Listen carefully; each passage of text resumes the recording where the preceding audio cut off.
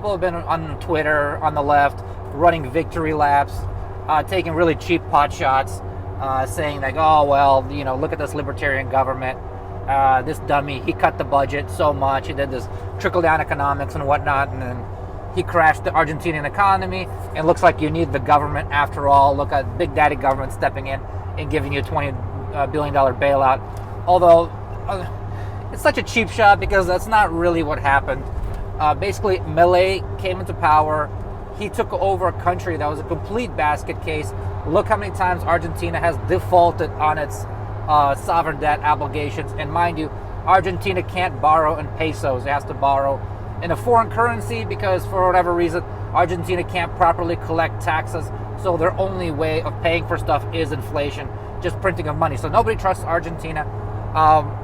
They have a bunch of corruption, fraud, all sorts of just bloated government. He came in. He did the best he could. He cut the deficit to the point where they're running a surplus, which is huge because for all the people that are sitting in America, well, America can only America has like the world reserve currency and can run a budget deficit and borrow on infinitum. Well, so it seems, right, for now. But other countries, they don't borrow their own currency. They can't do that. So if they even attempt to do a small fraction of what Argentina is doing, that would be completely economic annihilation and catastrophe. So he did the best he could.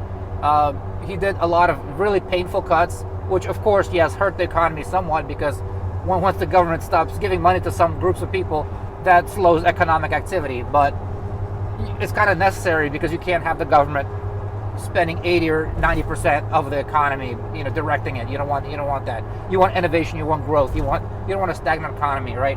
So he cut government spending. He got inflation down. Now inflation is still high, mind you, but he got it down from what it was before. Before it was bordering on hyperinflation. So what happened is politically, because these cuts were so painful, his party in the midterms did really poorly because of this political backlash, and then the political landscape changing. Government cuts would be rolled back, and the government will go back into spending all these programs and welfare. Is when the investors that were lending Argentina the money started freaking out and demanding a higher interest rate, and Argentina was running out of dollars to exchange for pesos, and then that's when U.S. government, for political reasons, gave him a $20 billion loan as a backstop.